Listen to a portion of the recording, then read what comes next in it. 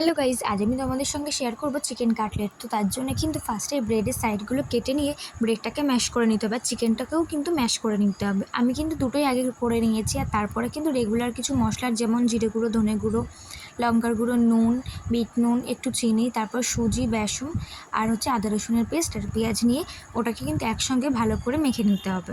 মেখে নিয়ে 10 মিনিট মতো রেস্টে রেখে তারপরে কিন্তু চিকেনের কাটলেটের মতন শেপ দিয়ে নিতে হবে। আর শেপ দেওয়ার পরেই কিন্তু তোমরা সর্ষের তেলেও ভাজতে পারো, সাদা তেলেও ভাজতে পারো। সাদা তেলে ভাজলে কিন্তু ভালো হয়। তো তারপর দেখো আমি তেলটাকে ভালো করে গরম করে নেব। আর এখানে কিন্তু তৈরি হয়ে গেছে। তারপরে কিন্তু তেলটা গরম করে নিই, ওর মধ্যে দিয়ে দেবো আর লাল লাল করে কিন্তু ভেজে নেবো। কিন্তু একটা জিনিস, গ্যাসটা কিন্তু লো ফ্লেমে দিতে হবে।